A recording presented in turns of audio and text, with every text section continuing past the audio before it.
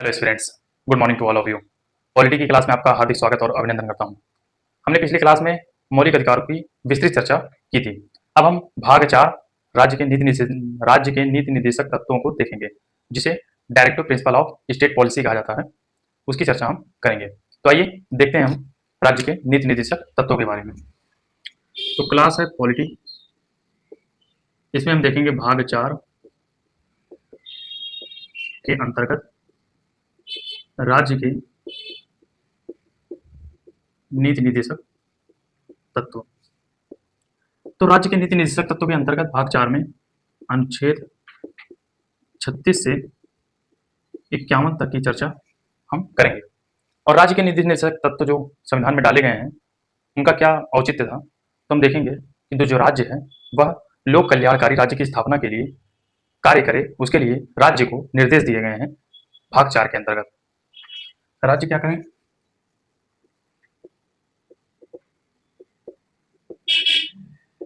राज्य को लोक कल्याणकारी राज्य की स्थापना करना, ये इसका उद्देश्य रहा है। लोक कल्याणकारी राज्य की स्थापना का मतलब है कि उस राज्य में रहने वाले जो भी वंचित वर्ग समूह हैं, अंतिम लक्ष्य पर जो खड़े हुए व्यक्ति हैं, हाशिए पर खड़े हुए व्यक्ति हैं, उनके लिए महत्वपूर्ण योजनाओं का संचालन करना और उनको मुख्य धारा में शामिल करना, ये राज्य की प्राथमिकता होनी चाहिए। तो इसके अंतर्गत हम देखते हैं तो अनुच्छेद 36 की बात करते हैं। इसमें राज्य की परिभाषा का प्रावधान किया गया है। अब हम अनुच्छेद 36 देखते हैं।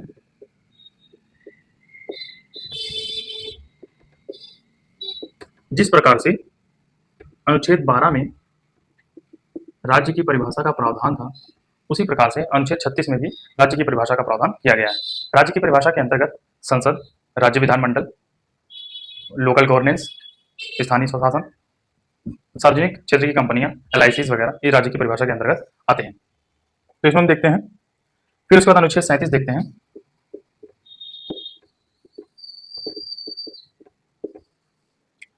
अनुच्छेद 37 में कहा गया है कि राज्य के नीति निर्देशक तत्व न्यायालय में परिवर्तनीय नहीं है, यानी कि DPSP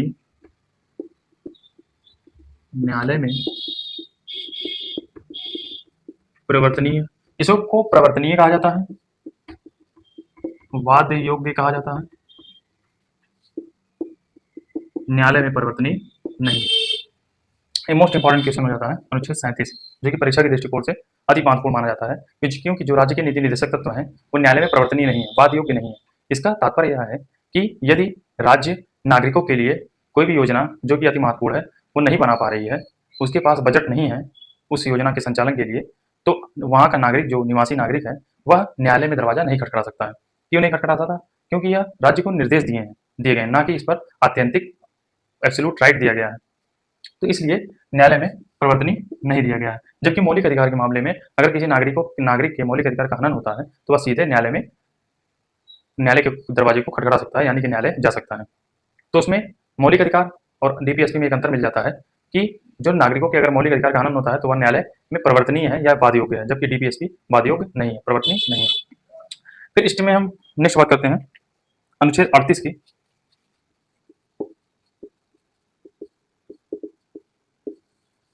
तो इसमें पहला पॉइंट कहता है कि राज्य के द्वारा सामाजिक, आर्थिक एवं राजनीतिक न्याय के परिपूर्ण व्यवस्था लागू की जाएगा। यानी कि राज्य के द्वारा सामाजिक, आर्थिक, राजनीतिक न्याय की स्थापना करने का प्रावधान किया जाएगा। ये राज्य के ऊपर निर्भर करता है कि वह अपने राज्य में सामाजिक न्याय, राजनीतिक न्याय और आर्थिक न्याय बनाकर रखे, जिससे समानता आ सकती है। फिर उसके बाद अनुच्छेद 38B में बात करते हैं, अनुच्छेद 38(2) में बात करते हैं। इसमें कहा गया है कि आय की असमानता, जीवन स्तर की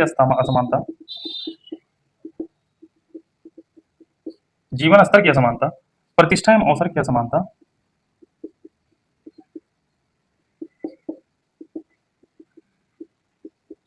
असमानता को कम से कम किया जाए।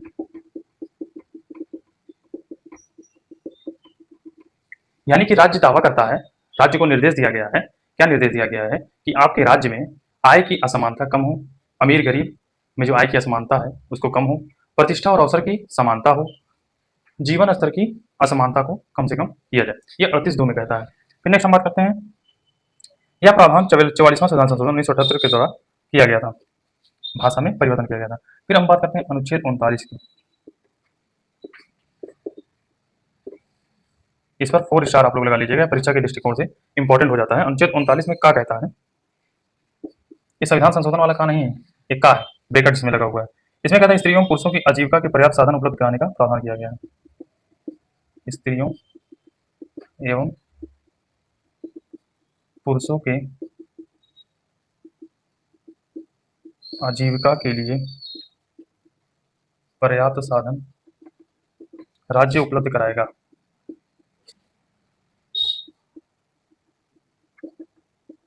यानी कि अनुच्छेद 39 का में कहता है, अनुच्छेद 39 इसको ए भी कह सकते हैं। इसमें कहता है स्त्रियों पुरुषों की आजीविका के पर्याप्त साधन राज्य उपलब्ध कराएगा। अगर उसके पास पर्याप्त साधन और बजट हो तो वह स्त्रियों और पुरुषों को रोजगार उपलब्ध कराएगा जिससे उनका भरण पोषण हो सके। तो अनुच्छेद 39 खा कहता है राज्य के संसाधनों का जनहित में प्रयोग सुनिश्चित किया जाएगा। राज्य के संसाधनों का जनहित में प्रयोग सुनिश्चित किया जाएगा। इसका तात्पर्य यही है कि जो राज्य के पास रिसोर्सेज हैं उनका जनता के हित में जो भी काम आ सके उनमें वह अपने रिसोर्स का प्रयोग करेगा। अब उसके बाद नेक्स्ट बात करते हैं, तो आप लोग नोट कीजिए, स्क्रीनशॉट भी ले सकते हैं। अनुच्छेद 39 गा की बात करते हैं।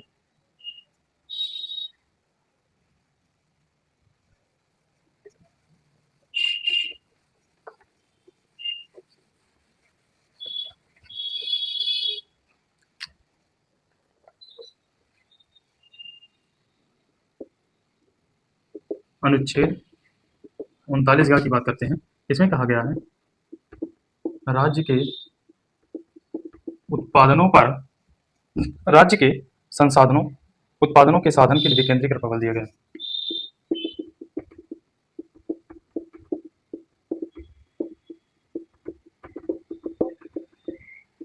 यानी कि जो राज्य के उत्पादन होंगे, जो कि वहाँ जो कि उत्तर प्रदेश राज्य का प्रोडक्शन होगा वो उसका विकेंद्रीकरण होगा, जिला स्तर पर, स्थानीय स्तर पर, स्थानीय स्वशासन में, ग्राम स्तर पर। विकेंद्रीकरण का मतलब होता है, एक तो होता है सेंट्रलाइजेशन, ये रहेगा तो इसमें सब लोग सेंटर की ओर घूमे रहेंगे, ये केंद्रीकरण कहलाता है। और ये विकेंद्रीकरण कहलाता है। जिस प्रकार से भारत में विकेंद्रीकरण का प्रावधान किया गया है, जिसमें केंद्र है, राज्य है, लोकल गवर्नमेंट है, इसलिए विकेंद्रीकरण का प्रावधान किया गया। 73वां और 74वां संविधान संशोधन के माध्यम से लोकल गवर्नमेंट की स्थापना की गई थी। ये समझाने के लिए आप लोगों को बताया गया है। फिर उसके बाद अनुच्छेद 39 घा की बात करते हैं, जो कि इंपॉर्टेंट हो जाता है। घा, इसमें कहता है स्त्रियों पुरुषों के लिए समान वेतन का प्रावधान किया गया है। स्त्रियों एवं पुरुषों के लिए सामान्य कार्य में समान वेतन का प्रावधान। यानी कि किसी भी पद पर अगर कोई पुरुष बैठ रहा है, कोई जिलाधिकारी है, अगर वो पुरुष है तो उसको वही वेतन मिलेगा जो कि उस जिलाधिकारी के पद पर कोई महिला भी आसीन होगी तो उसको भी वही वेतन मिलेगा। अगर मान लीजिए 50,000 रुपये एसडीएम को मिल रहा है जो कि पुरुष है, अगर वही एसडीएम का तबादला होकर के दूसरी महिला अगर एसडीएम आती है वहाँ पर तो उसे भी 50,000 रुपये वेतन मिलेगा। यानी कि स्त्रियों और पुरुषों के लिए समान कार्य के लिए समान वेतन का प्रावधान किया गया है। फिर उसके बाद 39 अंगा की बात करते हैं। इसमें कहा गया है कि राज्य के द्वारा व्यक्तियों के स्वास्थ्य को बेहतर बनाने का प्रयास किया जाएगा। राज्य के नागरिकों के स्वास्थ्य को बेहतर बनाया जाएगा। फिर उसके बाद हम देखते हैं अनुच्छेद 39 चा। अब देखते हैं अनुच्छेद 39 का, जो कि ब्रैकेट में नहीं है, ये है 42वां संविधान संशोधन, कॉन्स्टिट्यूशनल अमेंडमेंट 1976 में जोड़ा गया था। इसमें कहा गया है कि विधिक सहायता का प्रावधान किया गया है। निःशुल्क विधिक सहायता, इसमें कहा गया है कि आपको फ्री लीगल हेल्प आपको प्रदान किया जाएगा। ये 39 का के अंतर्गत ऐड किया गया है, तो आप लोग इसको नोट कीजिए। तो नेक्स्ट टॉपिक पर बात करते हैं।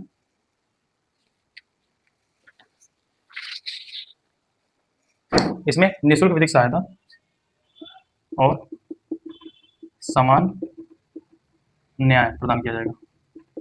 अब हम अनुच्छेद 40 की बात करते हैं।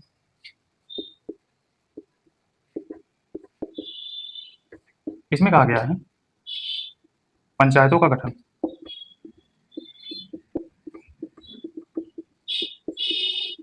अगर राज्य के पास इतने रिसोर्सेज होंगे तो वह पंचायत का गठन करेगा। जब 1947 में भारत आज़ाद हुआ तो उसके पास रिसोर्स नहीं थे, तो इसलिए आगे चल करके 73वां 74वां संविधान संशोधन 1992 में सरकार के द्वारा पंचायतों का गठन किया गया, लोकल गवर्नेंस का गठन किया गया। तो इसलिए कहा जाता है कि जो डीपीएसपी है इसको न्यायालय में आप प्रवर्तनीय नहीं कर सकते कि आप कह दें कि अनुच्छेद 40 में लिखा हुआ है पंचायतों का गठन किया जाए। तो यह जब राज्य के पास उसको निर्देश दिया गया है कि राज्य के पास अगर रिसोर्स होगा तो वह गठन कर सकता है, कि कोई प्रेशर राज्य के ऊपर नहीं। फिर इसमें कहता है अनुच्छेद 41, इसको नोट कर लीजिए आप लोग इरेज करके, फिर नेक्स्ट देखते हैं।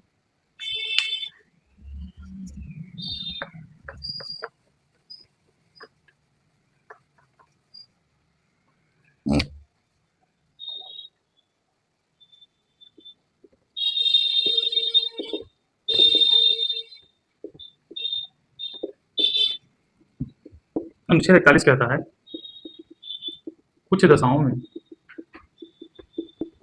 काम, शिक्षा, रोजगार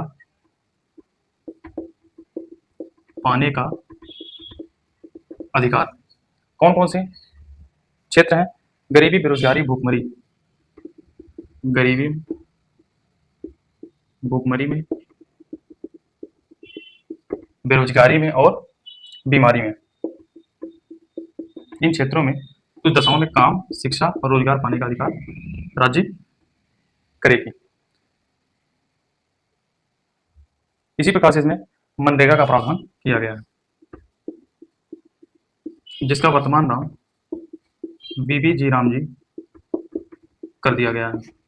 विकसित भारत रोजगार गारंटी योजना, यह मनरेगा का नाम है। मनरेगा अनुच्छेद 41 के तहत कुछ दशाओं में काम, शिक्षा, रोजगार पाने के अधिकार के अंतर्गत शामिल किया गया है। फिर उसके बाद अनुच्छेद 42 की बात करते हैं।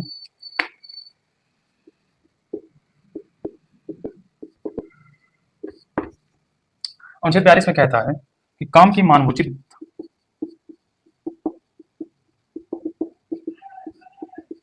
एवं न्याय संगत दशाओं का निर्माण एवं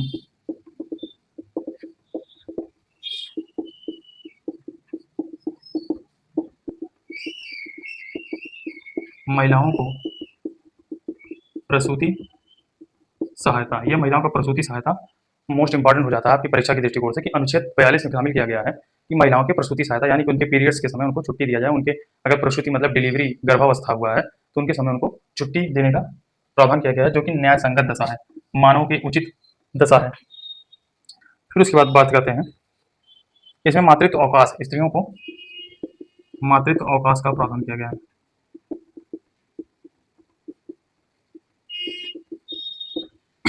फिर उसके बाद अनुच्छेद 43 की बात करते हैं। अनुच्छेद 43 में हम देखते हैं तो कर्मकारों के लिए या तो कामगारों के लिए निर्वाह मजदूरी का प्रावधान तथा कुटीर उद्योगों का महत्व। इसमें कहा गया है कि जो मजदूर कार्य करता है उसको न्यूनतम मजदूरी प्राप्त होनी चाहिए। उसके लिए न्यूनतम मजदूरी अधिनियम 1948 में प्रावधान किया गया था कि प्रत्येक मजदूर को उसकी दिनचर्या के अनुसार उसकी आजीविका एक दिन में फुलफिल हो सके, उसके लिए न्यूनतम मजदूरी उसको प्रदान की जानी चाहिए। अनुच्छेद 43 के अंतर्गत कहा गया था। फिर 43 का में कहता है उद्योगों के प्रबंध में कर्मकारों की भूमिका। उद्योगों के प्रबंधन में कर्मकारों की भूमिका, जो कि 42वें संविधान संशोधन 1976 के द्वारा जोड़ा गया है। फिर नेक्स्ट हम बात करते हैं 43 खा की, जो कि सहकारी समितियों की बात करता है।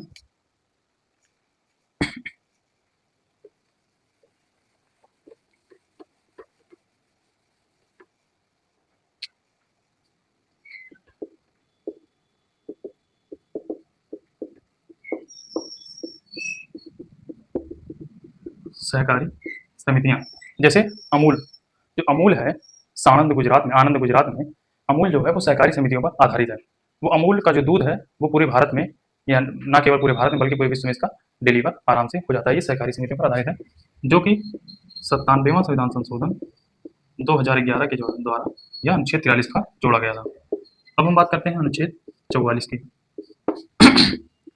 समान नागरिक या सिविल संहिता की बात की जाती है। समान नागरिक और सिविल संहिता क्या होता है? समान नागरिक या सिविल संहिता यह वह होता है जिसमें राज्य के द्वारा यह प्रावधान किया जाता है कि जितने भी धर्म के लोग हैं उनमें एक प्रकार की लॉ या कानून बनाया जाए। किसके किसके लिए? विवाह के लिए, तलाक के लिए, उत्तराधिकार के लिए, गोद के लिए, गोद प्रथा, इन सब के लिए एक प्रकार का कानून बनाया जाए, जिससे जो इस्लाम धर्म में बहुविवाह का प्रचलन है, हिंदू विवाह में तलाक का अधिकार है, तो उसके लिए एक समान नागरिक संहिता पूरे भारत में लागू करने की चर्चा की गई है। इसको राज्य के निर्देश पर जोड़ा गया है और वर्तमान समय में 2-3 राज्य ऐसे हैं जिन्होंने अपने राज्य में इसको लागू कर लिया है, जिसमें पहला राज्य हम देखते हैं तो उत्तराखंड, दूसरा राज्य गुजरात और तीसरा राज्य असम हमको दृष्टिगत होता है, जो अपने राज्य में केवल लागू कर चुके हैं समान नागरिक संहिता या सिविल संहिता को। फिर नेक्स्ट हम बात करते हैं अनुच्छेद 45 की।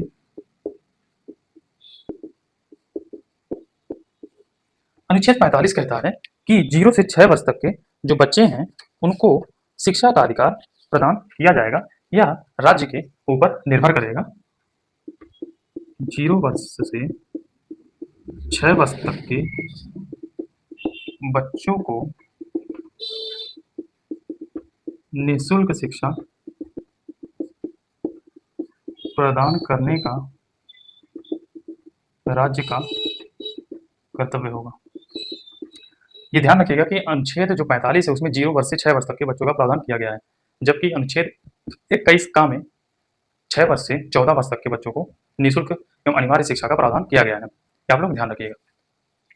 फिर उसके बाद हम नेक्स्ट बात करते हैं अनुच्छेद 46 कहता है, अनुच्छेद 46 में कहा गया अनुसूचित जाति एवं जनजाति की शिक्षा एवं अर्थ संबंधी हितों की अभिवृद्धि करना, यानी कि जो शेड्यूल कास्ट है या शेड्यूल ट्राइब्स है कि शिक्षा एवं अर्थ यानी कि धन संबंधी हितों की अभिवृद्धि करना, यानी कि राज्य का यह कर्तव्य होगा कि जो अनुसूचित जाति हैं और अनुसूचित जातियां हैं उनके लिए राज्य एक तरफ शिक्षा का प्रावधान करेगा और दूसरा तरफ उनके अर्थ संबंधी उनको आर्थिक रूप से मजबूत करने का काम करेगा। ये राज्य की कर्तव्य होगा। अब नेक्स्ट हम बात करते हैं अनुच्छेद 47 की, आप लोग इसको नोट कर लीजिए।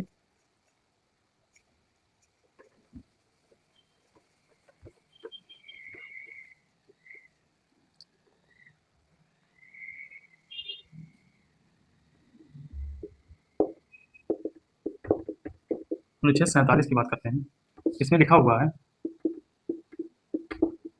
पोषण स्तर एवं जीवन स्तर को बेहतर बनाने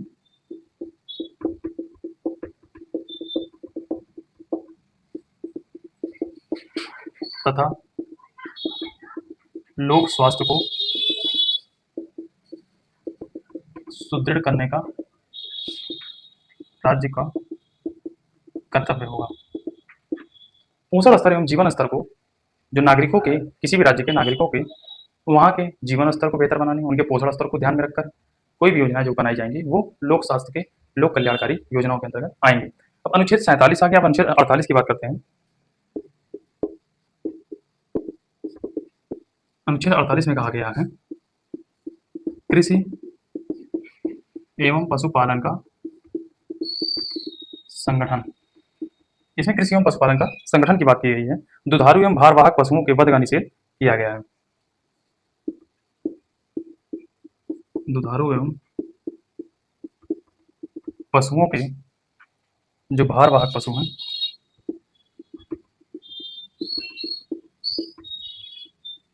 की हत्या पर प्रतिबंध लगाया गया और इसी के अंतर्गत गौवध पर प्रतिबंध लगाया गया। फिर हम अनुच्छेद 48(1) की बात करते हैं। 48 का, जो कि संविधान संशोधन 42वां संविधान संशोधन 1976 के द्वारा ऐड किया गया है। इसमें कहा गया है पर्यावरण संरक्षण की बात करता है एवं वन्य जीवों की रक्षा। पर्यावरण संरक्षण एवं वन्य जीवों की रक्षा करना ये राज्य का कर्तव्य होगा कि हमारे जो पर्यावरण है, जो हमारे इन्वायरमेंट है, उनकी रक्षा करना और वन्य जीवों की रक्षा करना यह राज्य का कर्तव्य होगा, जो कि 42वां संविधान संशोधन 1976 के माध्यम से यह राज्य के नीति निर्देशक तत्वों के अंतर्गत जोड़ा गया है। अब अनुच्छेद 49 की बात करते हैं। इसको इरेज करते हैं।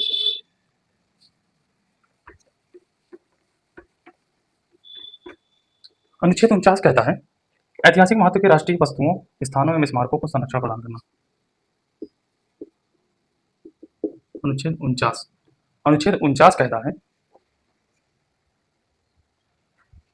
49 कहता है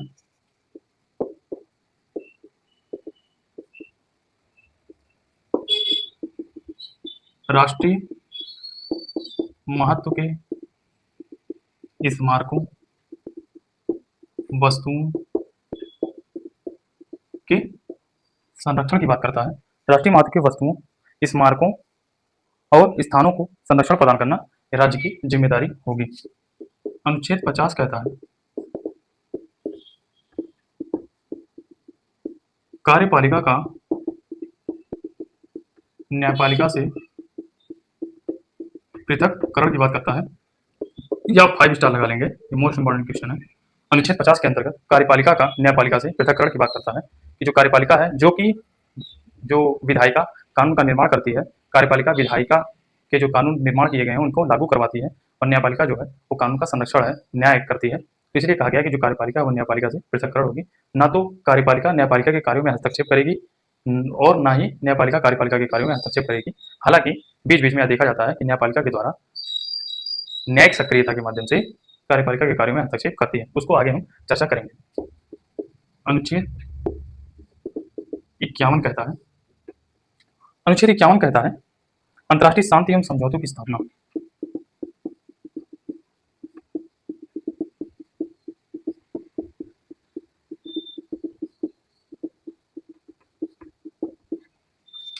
ये हमारा पार्ट 1 होने वाला है, जिसमें केवल और केवल अनुच्छेदों की चर्चा विस्तार से की गई है और आप लोगों को समझाया गया कि अनुच्छेद में कौन कौन से संविधान संशोधन हुए हैं और यह प्रावधान किस प्रकार से राज्य के नीति निर्देशक तत्वों के अंतर्गत इसको जोड़ा गया है। तो आई होप आप लोगों को राज्य के नीति निर्देशक तत्व के पार्ट 1 में आप लोगों को पूरी विस्तार से समझ में आया होगा। अब नेक्स्ट पार्ट में इसकी बात करेंगे राज्य के नीति निर्देशक तत्वों में कि इसे कौन ब्लैंक चेक कहता है, कौन इसको अब संविधान की आत्मा कहता है और इसके अंतर्गत कौन कौन सी चर्चाएं होनी बाकी हैं, उसको हम नेक्स्ट पार्ट में देखते हैं। तो आई होप आप लोगों को वीडियो पसंद आएगा, तो आप लोग इसको शेयर कीजिए बड़े पैमाने पर और इसको लाइक कीजिए, कमेंट कीजिए और सब्सक्राइब कीजिएगा। जय हिंद, जय भारत।